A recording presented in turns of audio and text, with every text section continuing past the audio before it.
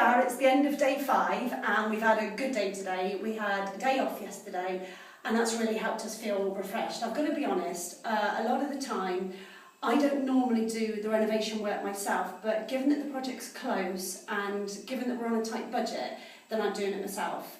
And I think it's a good way actually. It reminds you when you get back into these things how hard it is, and it helps, you know, when you're actually getting people to do work and understanding timeframes again, so that's a good thing.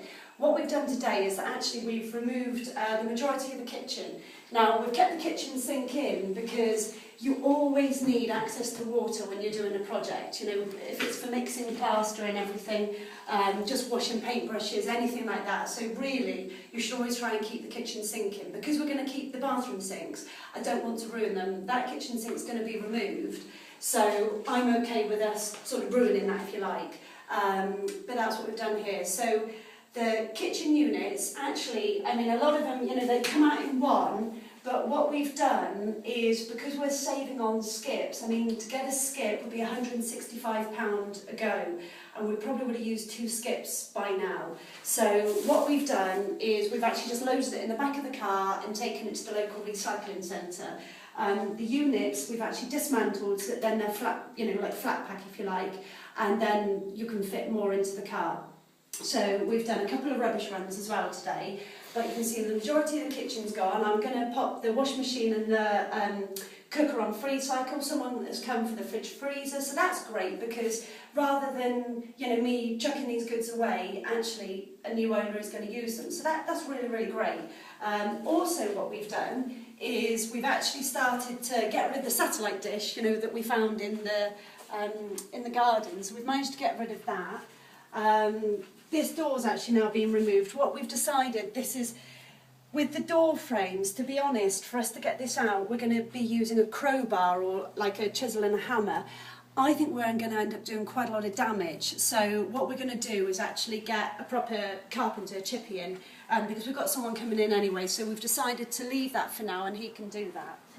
But you can see here in the garden, this is the satellite dish that was in there. So this is now out. Unfortunately, it's actually made of, oh, it's ever so heavy still. It's made of plastic rather than metal. We were hoping it was going to be made of metal, because then you could actually weigh that in and, you know, you might be able to make a little bit of money. Not too much, but, you know, maybe 20 quid. So pays for a few beers, doesn't it?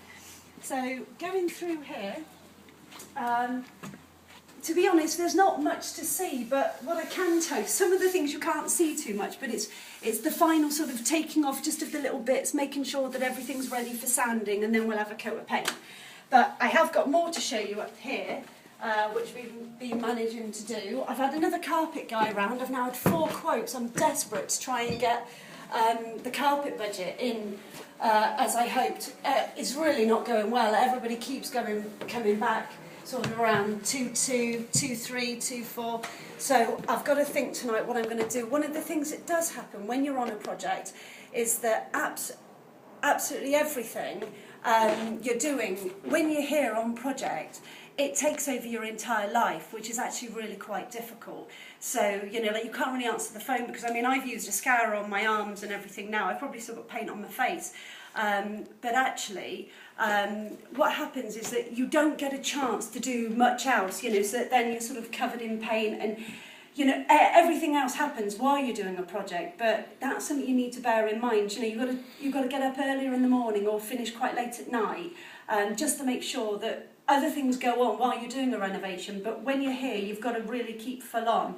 What we have done today, then, and I'm really pleased with this, actually, this was the room that we'd sanded and everything, so we've got a first coat of paint on. Now, what I do use, I actually use, I don't buy cheap paint at all. I would tell you that's a real mistake. This is actually a new one that I've used. I've got to be honest, I was at the boot sale at the weekend and this guy had bought excess. So this is Crown and this is obliterating emulsion.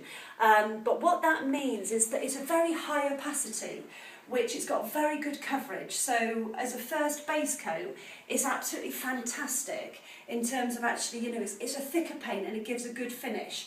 That means that when you go again to put another coat of paint on, I normally use wicks, and it's a trade white, and that's a very good coverage again. And then what you can do is one more coat, and actually then you'll be finished. If you to use a cheaper paint, you might be putting sort of 3 or 4 coats on, and it does take quite a long time to actually paint the whole room. So you've got to think about your time, because obviously time's money. So you've got to think about this and make sure that you're not spending out. It's better to actually spend a bit more on the paint and not spend too much time actually trying to do all the coats. Now also what we've done, this isn't really best practice, however, because we have taken off a lot of wallpaper downstairs, which wasn't part of what we're doing, we've actually put 2 coats of white paint. I'm not going to touch it because it's still wet now.